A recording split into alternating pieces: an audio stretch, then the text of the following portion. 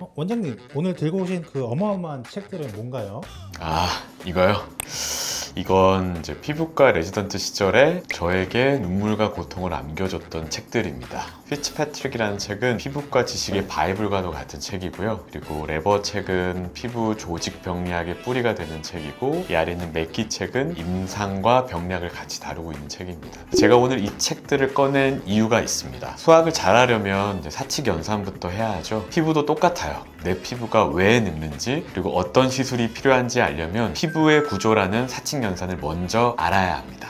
오늘 딱 5분 만에 정리해 드릴게요. 저 역시 제일 먼저 배웠던 게 이 피부의 구조였습니다.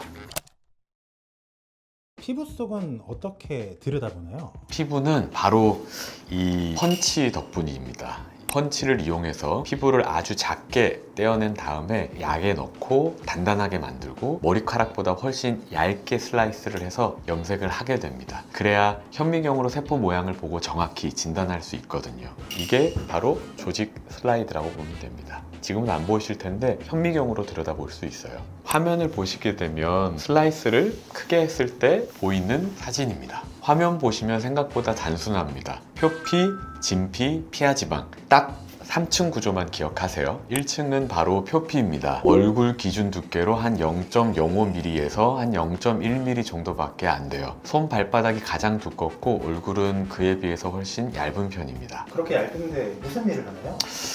거의 우리 몸을 보호하는 최전방의 방패하고도 같다고 보시면 됩니다. 외부 침입을 차단해주고 수분 증발을 방지해주는 역할을 하게 되는데요. 피부 장벽 보존을 위해서 보습제를 충분히 도포하라는 이유도 바로 그것 때문입니다. 뿐만 아니라 표피는 끊임없이 재생하면서 밑에서 새로운 세포가 밀고 올라오게 하죠. 상처가 났을 때도 가장 먼저 분열을 시작해서 상처 부위를 메워주는 것도 바로 이 표피 세포입니다. 각질이라고 하니까 생각나는데 피부과 의사분들도 때를 미나요?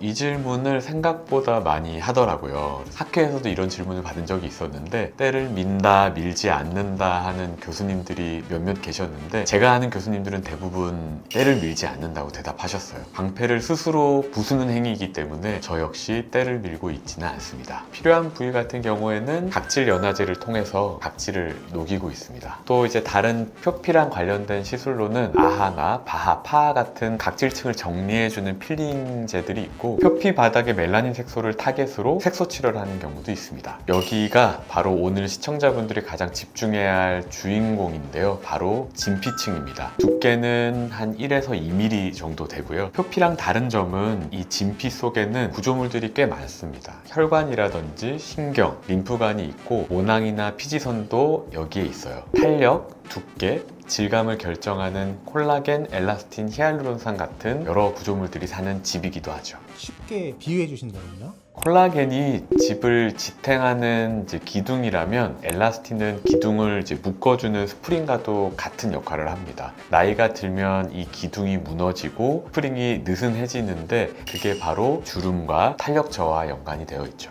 이 기둥과 스프링을 만들어내는 공장장이 바로 이 섬유아세포인데 우리가 많이 하는 스킨 부스터 시술들이 바로 이 공장장을 채찍질해서 일을 시키는 거라고 생각하면 됩니다. 노화로 인한 잔주름 개선과 이제 흐물흐물한 피부, 탄력을 잃은 피부를 쫀쫀하게 만들어주기 위해서 바로 이 진피층을 타겟팅하는 리프팅 그리고 리쥬란 ECM 시술들이 많습니다. 그리고 가장 깊은 곳에는 피하지방층이 있는데요. 이 피하지방층의 역할은 체온을 유지해주고 충격을 흡수해주는 아주 고마운 완충지대와도 같죠. 여긴 어떤 역할을 하나요? 피하지방층은 일단 얼굴의 볼륨감을 결정해줍니다. 여기에 큰 혈관이라든지 신경이 지나가기 때문에 시술할 때 특히 아주 주의해야 됩니다. 보통 시술로는 실리프팅이나 볼륨 필러 그리고 콜라겐 부스터들이 주로 이 층을 타겟으로 해서 얼굴 라인을 잡아주기도 합니다. 원장님, 근데 우리가 이걸 왜 이렇게 자세히 알아야 할까요? 시술마다 얘기했지만 타겟층이 완전히 다르기 때문입니다. 예를 들어 아무리 비싼 화장품을 발라도 화장품은 표피에만 작용하기 때문에 내 고민이 진피, 지방층에 해당하는 처짐에 해당된다면 화장품을 바르는 것만으로는 해결이 안 되겠죠. 그리고 반대로 나는 피부 결이 문제인데 너무 깊은 층만 건드리는 시술을 받게 되면 내가 원하는 효과를 얻을 수가 없고요. 그래서 내 고민이 피부 결인지 주름인지 전체적인 처짐인지